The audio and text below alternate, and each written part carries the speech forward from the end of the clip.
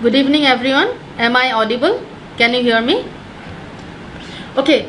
So today we'll be talking, mostly about scholarship options, right? How many of you would like to be considered for scholarships? So if you're not looking for scholarships, then this is not a session for you to attend. So please attend this session only if you are looking for scholarships, right? Because today the entire session will be based on scholarship information. So I'll be talking about scholarship types. What are the different types of scholarships available? What are the factors impacting your scholarship, the university scholarship decisions? In other ways, what things do you need to, what parts of your profile are taken into consideration for scholarship decisions?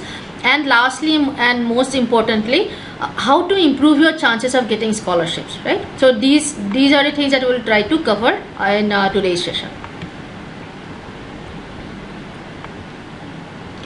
So first type of scholarship, actually it's not a scholarship, it's financial assistance, right? First type of financial assistance that you get from university is called assistantships. There are teaching assistantships, research assistantships, and graduate assistantships. What it means is that when you are for a teaching assistantship, then you, as the word suggests, you assist a faculty with teaching responsibilities. Of course, you will not be conducting classes, but you will be helping maybe grade papers or maybe pass on information to students or schedule appointments. So you will be assisting a faculty with his teaching responsibilities. Next, and the most common type of assistantships that Indian students get is the research assistantships, where you help faculty with their research projects, right? Next is graduate assistantship, where it's neither teaching nor research. You will have other responsibilities, such as maybe helping out in a lab, maybe organizing events, maybe managing the department website. It can be various things. So but it is not teaching, and it is not research. So that's a great graduate assistantship. All these assistantships, all these three, they are often combined with fee waivers. So you may get, let's say, 20% 20% research assistantship along with a fee waiver, or you can get maybe a 50% fee waiver plus a stipend. So these are usually combined with fee waivers. Almost in all the cases, if you are qualifying, if you are getting an assistantship, then instead of outstate fees, you will be paying in-state fees. I don't know whether you are aware of this or not, that in the universities there are two types of fees: in-state tuition and outstate tuition, right? Have you guys heard of these two terms, in-state and outstate, right? So if you go to university's website for the fees page, you will see these two terms. The fees will be given in two categories: in-state and outstate. So fees, right? So in-state fees is for the domestic students. Well, let's say if in-state fee is, let's say, $3,000, for example, outstate fees is usually maybe around 6,500. So outstate fees, you guys are outstation students, so your fees are far higher than the domestic students. But when you get an assistantship, in almost all the cases, in addition to the assistantship, you will now have to pay the in-state fee and not the outstate fee. So your costs are reducing. You are considered as an in-state student now, and plus you are getting the assistantship money. So it's really helpful if you are able to get these assistantships. From our observation, what we have seen is that most Indian students, they end up getting some sort of assistantship after the first semester. Very few students get assistantships at the time of admission. So along with your admission offer, very few of you will get these assistantships. But once you reach there, if you see, if you are able to make an impression, if you are able to build a network with your faculty, so sometimes students start getting these assistantships, you know, from the first or second month that you land, and in most cases definitely after the first semester. Obviously you have to maintain a good GPA, at least a 3.5 GPA out of 4 is what is required to qualify for these assistantships, because these are very academic oriented. So Anmol, yes, the another in-state, out-state is one language, but you may also see the, you know, resident, non-resident, right? So the resident fees are always lesser than the non-resident fees. So if you get any assistantship, you will automatically you will have to pay the in-state fee or the resident fee, not the higher out-state or non-resident fee. The next category is financial assistance, scholarships and fellowship. Okay, so these are given by the universities. The scholarships can also be in the form of fee waivers. You know, it can also be as a one-time, you know, that you get a flat, you know, let's say a $10,000 scholarship. This can be flat amounts also. This can also be as a percentage of the tuition waiver. Can you tell me what's the difference between a scholarship, fellowship, and scholarship and fellowship and assistantship? What's the difference between these two categories? What's the difference between these two types? Right, so the difference is that for assistantship you have to work. You have to work for a professor, you have to work for the university. It's not free. You have to work 20 hours per week, right? So you have to work for 20 hours per week. You have to work either for a professor or for the university. You have to work. So you have to do something in return. On the other hand, scholarship, fellowship, you don't have to do anything in return. It's a grant. It's awarded to you. You don't have to do anything in return. So that's the major difference. Another difference is that with assistantship, as I said, you know, you will automatically be considered for the resident or in-state fee. That is not the case with scholarship and fellowship. In some scholarship and fellowship, you may have to pay the in-state fees, but mostly your fees will continue to be out-state, right? So that is the second difference. So between these two categories. Scholarships and fellowships are based on merit. You know, at the time of admission, they will look at your what kind of profile do you have, what's your GRE score, what's your academic record till now. So they will look at all of that. You know, that's what that's based on. On the other hand, the assistantships are the other factors deciding on this based on which these assistantships are given out. Most universities give 100% scholarship to PhD students, right? So you don't have to pay anything. If you are pursuing scholarship, pursuing PhD, you don't have to pay anything. Okay, so some questions, guys. I did tell you not to type while I'm speaking, but anyway, I'm going to take some questions. So, Debashish, is fellowship and RA the same thing? No. RA stands for research assistantship. RA is short for research assistantship, right? TA is short for teaching assistant. GA is short for graduate assistantship. So RA and scholarship are not the same thing. They're different thing. So Jayavardhan, as I told you, a scholarship is not academic GPA. You know, scholarship criteria is the entire profile, your GRE score, your academic, everything based on that, right? Okay, so for master students, it can range from 0 to 100%. For master students, the amount of scholarships given to students can vary from 0 to 100%, depending on your profile, depending on the university, depending on a lot of factors. Any other questions? Mitali's question is funding by financial institutions same as financial aid? Financial aid is more like, you know, when you say financial institutions, so it's like loan and you have to pay back kind of thing, right?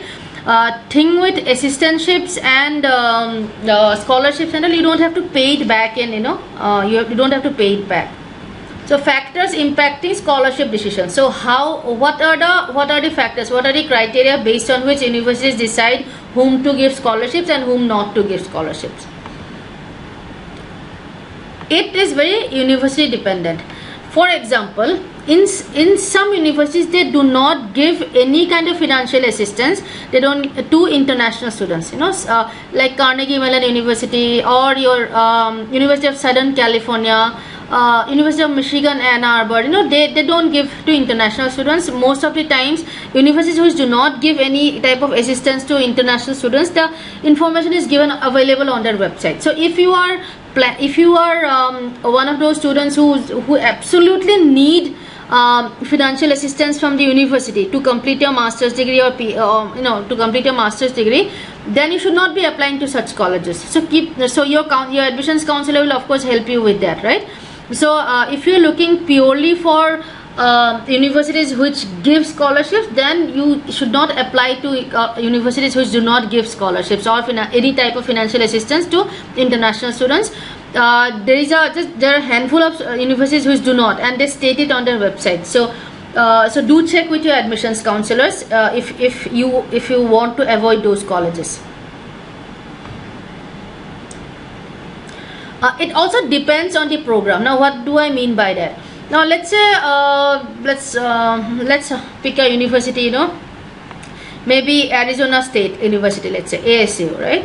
So if you in Arizona State, if you're applying for computer science, or if you're applying for industrial engineering, let's say, or if you're applying for MEC, so computer science is the most competitive, it's the most competitive branch, in almost all the universities. So with the same profile, with exactly the same profile, exactly the same GRE score, exactly the same academic scores, you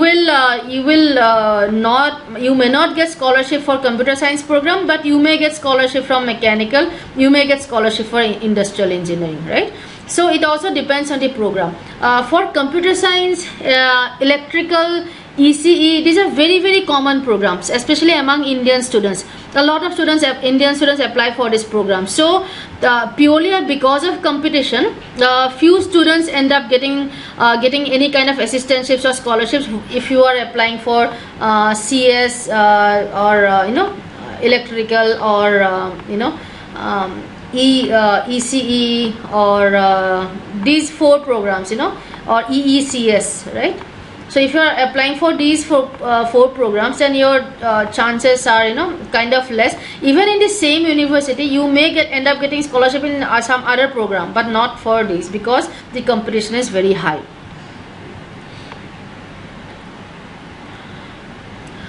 The most significant factor that universities look at before deciding whether to give your these scholarships or not, the research work. What kind of research work have you done? So people who have publications, people who have who have patents, people who have done extensive research projects, so they are preferred.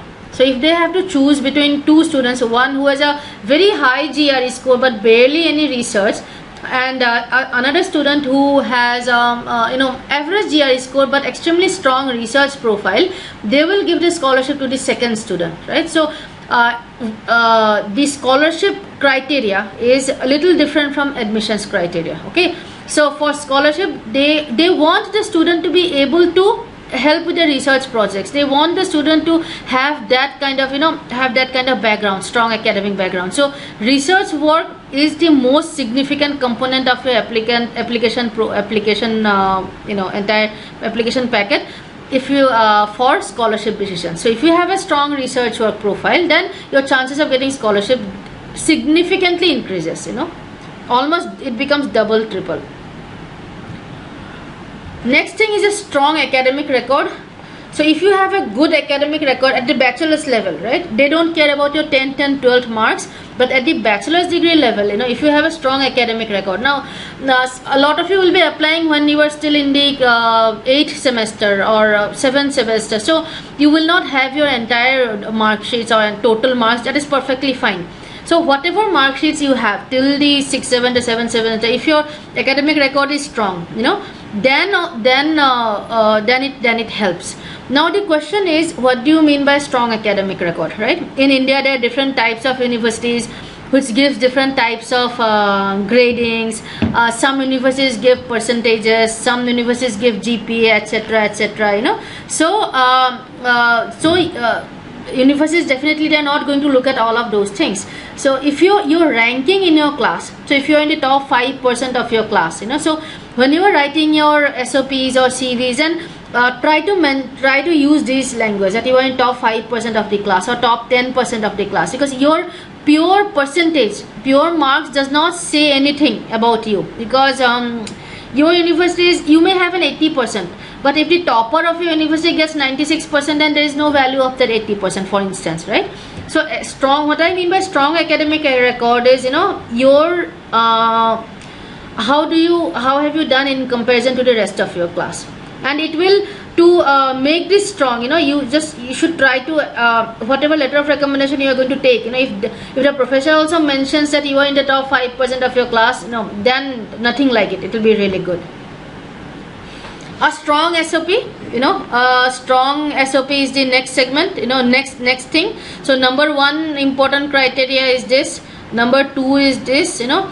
Now a strong SOP, you know, see, very often students have research work, they have strong academic record, but they just don't portray it properly in an SOP. That's the problem. Okay, so when you are writing an SOP, you have to make sure that, you know, whatever you have, if you have, you know, you just have to find a way to present it in the best possible manner. Okay, TOEFL score of at least 100. There's no, it's a no-brainer, you know. There's no it's not that, you know, will I be considered if I get a 90, will I be considered if I get an 80. Well, you have very less chances of getting this scholarship. You know, you have to target to get 100, and 100 out of 120. You know, TOEFL is out of 120, so you should try to get at least 100 in your TOEFL score. And then this, networking with professors, right? So networking with professors means before you are applying, so I'll cover a little bit in detail about this later on. So professors means the professors of the universities to which you are applying, right? So if a professor in a university says that he will give you an RA or wants you in his research group, then the GRE score and everything becomes just a formality. That's how important it is. Okay, not many Indian students know about it. So this networking with professors plays an extremely important role in scholarships. Okay, guys, you know, I mentioned it at the very beginning. When I am speaking, you know, please don't type in questions. I will not be able to address those questions. So hold on to your questions till I ask you for the questions. So Debashish, you said, do public or state university give more funding for master students? Nothing like this. At the masters and PhD level, there is no difference between public university and public universities mean state university, by the way. So public universities and private universities, maybe you wanted to ask that. So for masters and PhD level, public and private universities, they are fine. There's no difference between them. Mehak, your question is, what about programs like MArc? So MArc is not as common or as competitive as a computer science. So yes, so it's not that impossible to get scholarships for MArc. It's quite decent actually. Devashish, do vendor certification like CCNA, CCNP count for getting scholarship? No, not much. They don't. Does job experience also help in getting scholarships? No, it does not. Job experience in computer science domain, no, any type of, it's not, they want academically bright students and people who have a history of doing independent research. They are looking for these two kinds of people while deciding to give scholarships, right? Extracurricular activities have absolutely no impact on getting scholarships. So partially your question is, how will they validate if we stand first or second in class? So that's what I say, that, you know, you will need 3 letters of recommendation when you apply to universities. So from your professors, you know. So if your college professors, you know, if they write it in your letter of recommendation that you stood second in a class, you know, so if they write it, then that is good enough. Of course, you will not have a certificate for that. Economics, see, I don't want to go everything, so as I already said, these are the most difficult to get scholarships, right? That's all. Dina, your question is what about job experience in research area? Yes, that helps. If you that is counted as research, not work experience, right? Not job experience. Okay, so if you have worked in a research lab, or if you are a professor, if you are a lecturer in a teaching, if your work itself is research, if you are working in R&D departments, of companies, so then it's perfectly fine, right? Then in your SOP and all, you have to write about the projects, Ankit, your question is, if we don't have any research work, then what are its impact on getting scholarships? Then your chances will not be as good as somebody who has strong research work. Ultimately, it comes down to competition. Mitali's question is it possible to get scholarship in MS in business analytics? See, these kind of programs, they are, it's difficult to get scholarships for these kind of programs, for business programs. Mukund, IELTS score. See, if you are applying to US, you should be taking TOEFL, not IELTS. Chetna, I already covered this. A PhD, if you are able to get admission, then you will be getting 100% scholarship, right? And to get admission in PhD, you will need an extremely strong, research profile. Ninad, if GRE score is good, GRE and projects are good, but GPA is not too good, is it possible? Yeah, it's fine. That is perfectly fine. So Sankarsh, your question is, you have a paper but it will be published in October. That's fine. If you have submitted the abstract, so in your CV, you just send the abstract, and the name of the journal. So that is perfectly fine. Okay, we are now discussing about scope of different programs. So Manan and Anish, today's session is only about scholarship. So I will not be covering anything about which has better scope or etc. Shruti, I already covered this. Job experience, if it's in R&D sector, if it's research oriented, then it will have some weightage. Otherwise, for scholarships it won't. Today's session is only about whatever criteria I have discussed here. It's for scholarship decisions, right? Just keep this in mind. I'm not talking about whether you will get admission or not. I'm talking about whether you will get preference when universities decides whether to give you scholarship or not. That's all.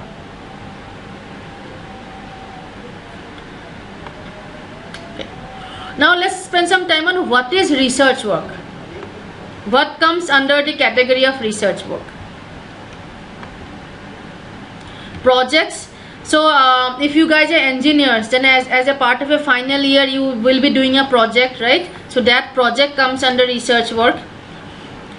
Paper presentations and publications, right? So it's not important, it's not necessary for you to have national or international level publications. If you have participated in paper presentation competitions within your department, within your college also, that is fine. Industrial training, some of you probably have industrial training as a part of your bachelor's degree, so that also comes under research work. That can be presented in your SOP as research work. Participation in seminars, conferences, paper presentation competitions, even at the college and department level, they also come under research work. When I say participation, I don't mean you sitting and listening to somebody else. Participation means you presenting, Participation in activities of academic societies such as IEEE, CSE, etc. Your college might have chapters of these associations. So if you have published something, in their journals, if you have done any research projects for them, as a part of the chapter, so all of that comes under research work. Technical blog, this is a new thing. A lot of students, they are not able to publish, right? So so you can maintain blogs also, either WordPress or Blogger, you can have blogs where you have your own, like technical stuff related, so all of that also you can present as example of research work, that you have taken the pains to do all the research and write up the paper, etc. So if you have nothing of this till now, then this is definitely something that you can do, because this does not require any outside agencies. It's very easy to create a blog. This is the absolute minimum thing that you can definitely do, right? So it's you can work towards building a research work, research profile. You may not have a research profile till now, but you have time now, so you should work towards having a strong research work segment. It's important. It's the most important thing for getting scholarships. It is also one of the most important criteria for getting admission. So if you have a strong research profile, then it's like your GRE score just almost becomes like a formality. Okay, so just any questions? So Animesh, how to calculate GPA? Don't worry about it. You don't have to convert your marks to the US system. You don't have to convert it to GPA. You have to report your academic score the way you get it. If you are getting a 65%, just write 65. You don't have to convert it to GPA. So Dina, you have done poster presentation in a national summit. Does it help? Oh yeah, of course. That also comes under I'm not saying that you'll get a scholarship, but it comes under the research segment for sure. Workshops attended also, yeah, not that important. Will not have that much of an impact, but still will add value. So I have conducted various workshop on software. Okay, okay, that's fine. That should be that's okay.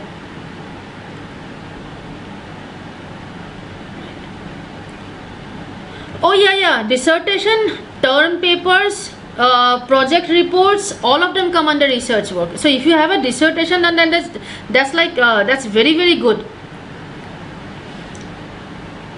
So you can talk. So if you have completed projects, or if you have written white papers, if you are, let's say, working and you have published some white papers, within the organizations, those also come under. That also can be presented as research work. Okay. Anmol, your question is: those universities not offering scholarships to international students, do they still offer assistance? No, they don't. At least not at the time of admission. You may go there and then try.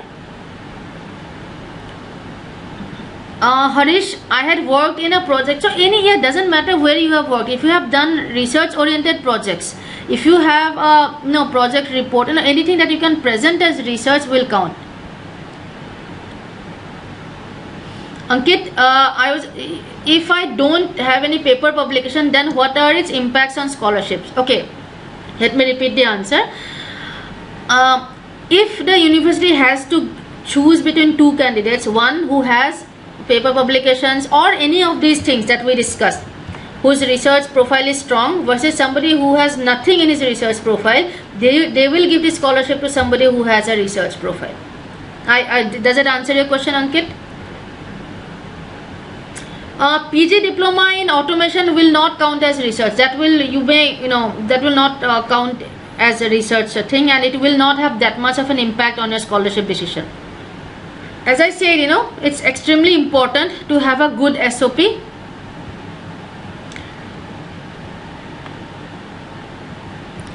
If you may have a very, very good profile, but if you don't know how to present it, your SOP and your CV, these are the only two locations where you can present your profile. Whatever things are required for admission, whatever things are required for scholarship, you have to tell the university, you have to present to the university, right? So that's where it's extremely important to have a good SOP, right? So an SOP should tell a story. Lot of students think that SOP is all about language, if you write a very flowery language SOP, that's better, but it's not. Please understand that the students who get the maximum amount of scholarship are Chinese students, and they can barely write English. So the SOP is not about language. It's about content. What are you saying? What are you presenting? And whether it makes a nice read or not, whether the transition between paragraphs is smooth or not, whether it tells a story or not. So that's more important than pure language. Don't use your GRE vocabulary on the SOP, right? That's not a place to show off your vocabulary knowledge. It's about the story, the content. Now a good SOP should definitely address these 4 questions. First of all, what do you want to pursue, right? What degree do you want to pursue and why? So you have to say that at the very beginning. Do you have the adequate academic background to pursue the degree? So here you should write about your bachelor's degree curriculum. In curriculum, talk about the electives that you took, write about the projects, right? So when you write about the projects, don't just say that I did this project. That's not good enough. You have to say that I did this project, the objective of the project was this, and while in the projects I use these technologies, I use these equipments, and the end result was this, which was which is either in sync with whatever your assumption was, or maybe it was not. So I mean, have like an executive summary of the project. Don't just say that I did a project for Ashok Leyland. That is not good enough. What did the project involve? What exactly did you do? What methods did you use? What data calculation or data analysis tools did you use? What were your findings? So go really deep and technical. Your application SOP is not going to be read by laymen. It's not going to be read by like random people. Your MS PhD SOP is going to be read by the admission members or the professors of your department, the department to which you are applying. So they have to be technical. So it cannot be generic, right? They have to be technical. It should have enough technical information about whatever projects you have done. Why are you applying to that university? Now that is very important. Stay away from cliches such as that this university has world-class faculty and cutting-edge technology. I want to take advantage of the state-of-the-art infrastructure, blah blah blah. These are very, very, very vague terms, right? So do some research and give specific reasons why you are applying to that university. Name some courses that you want to take that are related to the field in which you want to research, obviously. Name a few faculty in whose research groups you want to work, etc, etc, etc. And these can be just a 3-4 lines, right? This paragraph can just be 3-4 lines, but make sure that this is very university specific. Okay, so for instance, when you will be applying to universities, you will probably apply for 5-6 universities. Okay, and most of the times you will use a skeleton SOP. That is means an SOP that can be used everywhere. So which is, I'm perfectly okay with that, because the rest of the story remains the same. What you want to pursue, your research, all of this is going to remain the same irrespective of the university that you apply to. Okay, so that kind of an SOP is called a skeleton SOP. So but for every university, do change this paragraph, right? Make it university specific, make it specific to the university that you are applying to. So and as I say, this can be just a 3-4 line paragraph. It need not be a huge paragraph. And lastly, why should the university admit you? Most students that I have seen, they leave out this part completely. They write about what they want to do, they write about their projects, all of that they write about it. Sometimes they do write specific reasons that they want to apply to a certain university, but they definitely miss out on this part. Now this is where you should talk about your goals. That is, why do you want to pursue the master's degree or PhD degree? What are your career goals? If you have extremely good like extracurricular activities, write about it here. Anything that differentiates you from your peer group, that's what you should include in this last segment, right? It can be something like something unique about your background also. Maybe you were brought up in a joint family and you learned something, or maybe you were brought up in a family which was transferring to multiple cities, so you probably studied in multiple schools. Anything unique about you, right? So ask yourself, in your entire life till now, right from your childhood to school life to college life, what is it that separates you? What is it that is different from your peer group? It can be something personal, like I said, like a family background or ethnic background, or any kind of experiences, personal loss, tragedy. It can be anything. Academically, it can be something unique also. Maybe you have done a double degree, or maybe you are doing a very, very unique course, or maybe extracurricular wise you have very extremely strong extracurricular activities or interesting hobby. Anything that sets you apart from the rest of the applicants, because at the end of the day universities also want a diversity factor, right? There's also a diversity factor involved. So present yourself as having a diverse personality, right? So and you can use this paragraph to wrap up your SOP. So first you tell about what you want to do, then you said, okay, I have XYZ background, so I'm eligible to do whatever I want to do. Then tell them, okay, this is why I want to come to your university. Then say that, well, in addition to all of this, I am also A, B, C, D, E, F, G, and I would definitely add value to the class. That's how the flow of the SOP should be. Now, I'm not saying that you have to follow this order. You can start anywhere, but make sure that your SOP addresses these 4 questions. Make sure that these 4 questions are answered in your SOP. I don't personally care, the order which you follow. You can start by saying why you want to go to that university. I am not that particular about in what order the SOP should flow. You find your own flow. I am perfectly okay with that. Dina, can we include about our research related work experience in why the university should admit? Well, yeah, of course, that is the main reason anyway. See, in this part, do you have this part, the second part, this is going to be for 2-3 paragraphs. This is going to be the 80%. This is going to be 80% of your SOP. So you will anyway speak a lot about it here. So there should be some other things also, Kapil, I think I already discussed that any industrial projects, internships, you can present them as research work, so don't say that I did internship here. So you should say that I did an internship or industrial training here. During this thing, I did this project where I used these techniques. I got exposure to these technologies. It's all about how you present it, right? Don't just say that I did an internship with this. That does not help. So you did internship, yes, but what exactly did you do in that internship?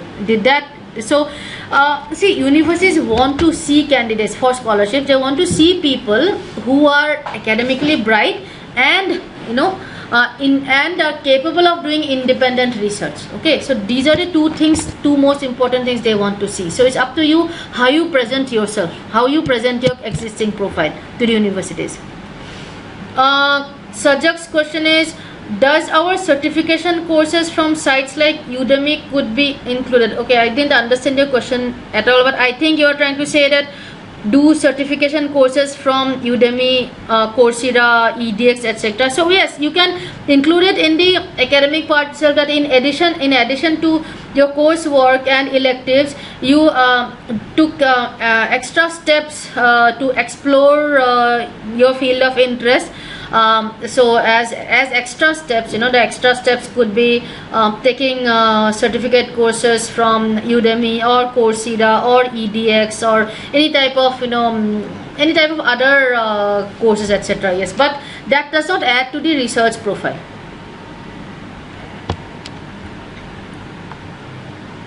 Sankas, these are the questions. Let me clean up the screen a bit. If you want, you can take a screenshot. So just let me clean it up a bit, because it will just take way too much time if I am to repeat everything.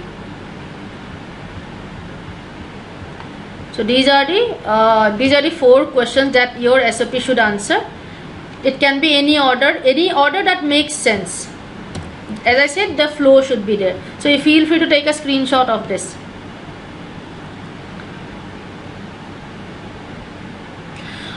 So word limit for SOP depends on the university. Sometimes they give a 500 word SOP, sometimes they would say 1000, sometimes 750. It totally depends on the university. Kavya, I think your question is very similar to Sajak's question, and I already addressed that. So Akshat, so I think the length, Sankarsh had the same question. Debashish, again, see, technical training will not. You can say that you took all those trainings to learn your field better, but that still does not come under research work. Okay, so it will have some weightage, yes, but the maximum weightage goes to the research profile. Okay, Mukund, NGO work has absolutely no impact on scholarships. Unless you're applying for masters in social work, obviously, depends on, I mean, otherwise NGO work and extracurricular activities have no impact. Sam, your question is, can we do projects after completing batch? I don't know what you mean by that. Oh, after completing BTech, my bad. You can do projects after completing BTech, yes, but you have to do all of that at the time of your application. You have to have stuff to write in your SOP. Yes, mentioning technical blog will help. If you have published anything, published anything in online blogs or online, online journals, that will also help. Okay, moving on. So I'm sure all of you have something. You just have to find a way to present it in such a manner it should show that you are strong academically, and that you can do independent research. It's all about how you present the information that you already have. So Binny, you can just send it. I mean, your admissions counselor can help you with that. So if you are enrolled for admissions counseling, then our counselors and writers will anyway help you with the entire SOP. So if you are not, then you can check with your center manager. Okay, so next thing, the networking with professors. Remember, in the initial slide I told you that networking with professors is extremely important when it comes to scholarships. So networking with professors, this means not your professors, the professors of the universities that you will be applying to, by the way. Okay, so when I say professors, not your current professors, not the professors of your current educational institute. I mean the professors of the universities to which you will be applying. So it significantly improves your chances of getting RA. Research assistantship stands for RA. Okay, on the website and all, you see the information, you see the short form as RA. So how you should do it now? Okay, these are some steps that you should follow in case you don't know. So in case you don't know how to network with professors, so these are some things that you should do. That go to the department homepage of the university that you want to apply to. Find a list of faculty. So let's say you want to apply to Purdue University, for example, or maybe UCLA. Okay, so go to the university website, then go to your department website. Maybe you want to apply for mechanical engineering, or maybe I don't know, maybe electrical engineering. So go to the department website of that university. In the department website, you will see a tab that says list of faculty. You will see the entire faculty list there. Okay, so go there. Then when you go through the faculty list, so the faculty's name would be given, their current research areas, what are the areas in which that faculty is doing research currently, and pick 2-3 faculty whose research areas match your research interest. Okay, another checkpoint that you should do is that in every department homepage there will be a segment called research. That means the areas in which the department at that time is doing research. Okay, so go to the research page. Sometimes they will have postings. They will have postings that required RA, or they might have some postings. So that is another indicator. So if they have RA postings, then make sure which research group it is for, which are the professors associated with that research. Also you can do reverse also, just first see what kind of RA positions are currently available and then apply. But that is usually not available in most universities, but in almost all, not almost all, in all the universities you will find this information, that the faculty list, right? So go there. Email the faculty. So the 2-3 faculty that you have chosen, email these faculty before you apply to the university and also after you apply to the university. Now some of you probably don't know what areas you want to do research. You are just thinking of doing a master's in electrical engineering. You have probably not thought about whether to do VLSI or power or telecom, you probably don't know, you just want to do MS in electrical. In that case, my recommendation would be is that whatever project that you are doing as a part of your final year, in your SOP it makes sense to say that that's the area in which you want to do research. Then your story is in place that you are doing the project in this area, so now you want to further do a master's degree in that area, so you don't have to work extra to build a research profile. So if you don't know, if you're not sure of exactly what you do in your master's degree, then this is one way to go about it. Okay, so and the 2-3 faculty that you pick, their research area should match your research interest. Email this faculty. Now I say now just pay attention to this number 2-3. Okay, every department will have like 20-30 professors. Don't pick all of them, that does not make sense. Don't send an email to all 30. Pick 2-3 whose research areas match yours. Here one common error that Indian students do is that they think that if I write to an Indian professor, I'll have more chance of being considered, which is absolutely wrong. It does not work like it. In fact, just apply to any professor. Need not be Indian professors. Indian professors will not give you preference just because you are Indian. So that does not happen. So email these faculty before you apply, saying that that I want to apply to university. This is XYZ is my profile, my GRE score, etc., and I want to apply. So they may reply, they may not reply. 50% of the times they apply, 50% of the chance the professor will not reply. Then apply to a fresh set of faculty. So this kind of goes in like a cycle, right? So pick 2-3 faculty first. If you get any reply, then continue with the interaction. If you don't, then pick another 2-3 and write. Then after applying, so when you write to them again, and this time in the subject line itself, you should give your application ID. After you submit your application, you usually get an application ID or an email ID, that unique number which indicates your application, right? Your submitted application. So after applying, when you give that in the subject, so the faculty will be more more keen to read your email, because they know that this person has already applied to the university. So your chances of getting a reply increases. Okay. So in your SOP, write the names of the faculty or for that unit. So the 2-3 or faculty that you may be in conversation with, so write their names in the SOP. So where should you write those names? In this part.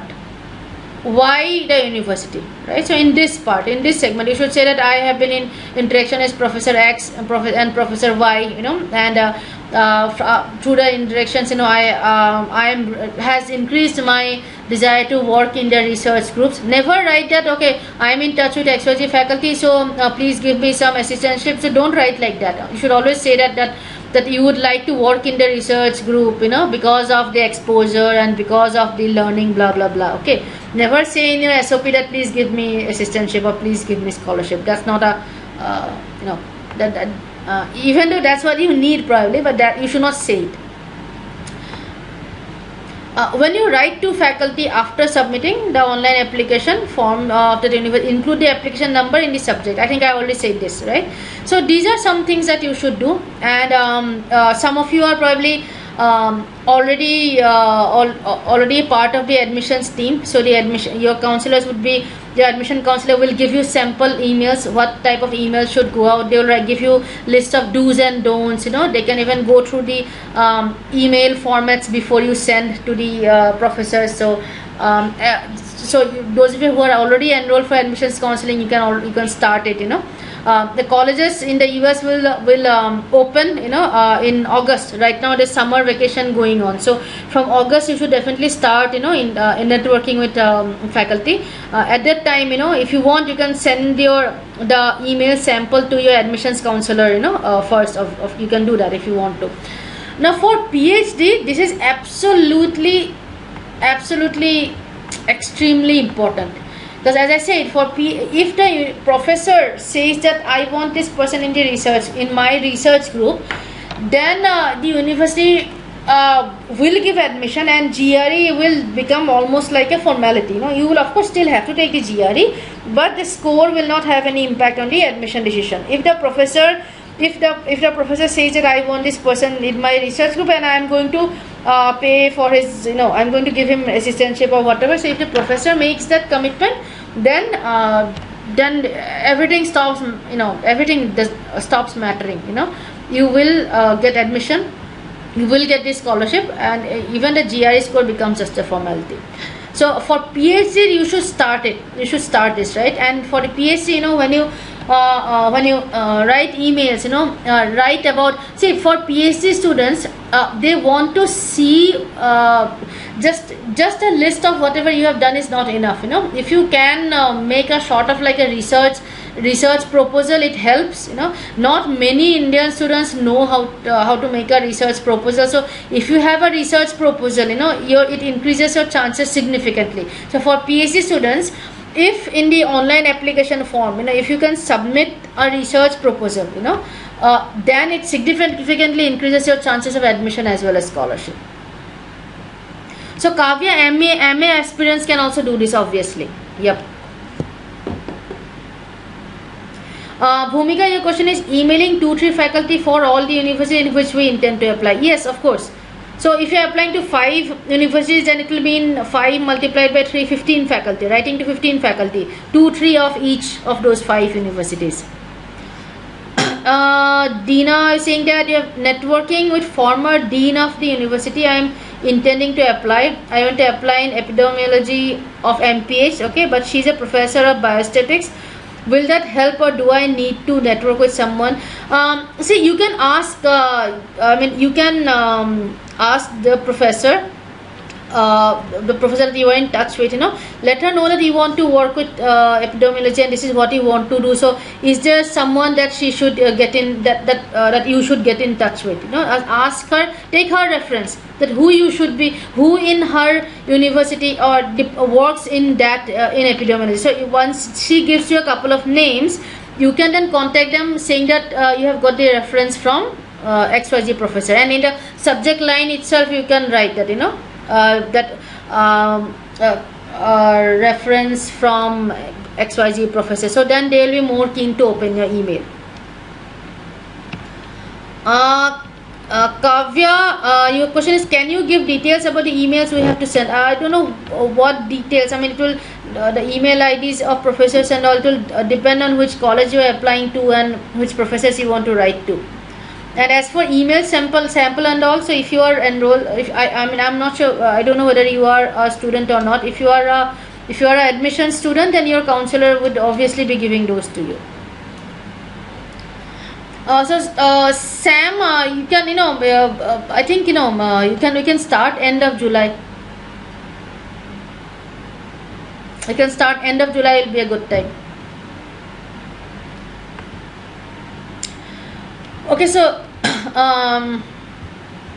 if you have any emails, if you want to reach out to us, you can email at this ID.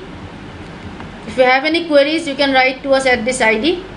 The university deadlines, you can go to this link to have access to the deadlines. So these are some resources that Jamboree has that you should take advantage of. In case you want a detailed session, with an admissions counselor, you can schedule it. Again, write to the same email ID requesting a one-on-one session with an admissions counselor. If you don't already have an admissions counselor, if you already have an admissions counselor, then of course you should be in touch with him or her. Soumya, US gives maximum amount of scholarships, right? Germany does not give much because Germany fees itself is so low, so they don't give that many scholarships. Canada also, not that many, that's it. Time period, yes, the same. The time period, yes, the fall before. Right now, summer vacation is going on, so you should do all the emailing and all once the fall session starts. Once the professors come back from the summer vacation, that's it. Shubham, if you want a recording also, then just drop an email to this information at Jamboree India. They will send you the recording. So anybody who missed any part of the webinar, So you can send an email to this email ID requesting the recording. So they may probably give you by Tuesday, Monday or Tuesday. They should be able to give you. Any questions? Any other questions? So I am done with whatever information I had to give. So if you have any questions, please feel free to ask. Hemant, yes, if you build your research profile now, it will definitely help. It is just July.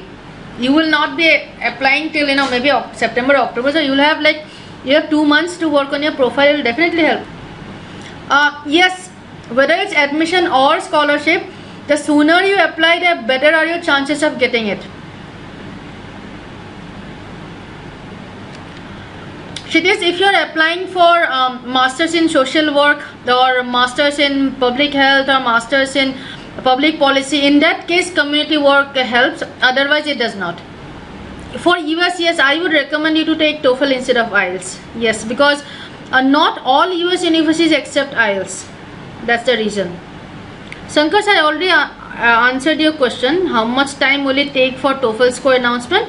It can take anything between 5 to 14 days. Did you get it?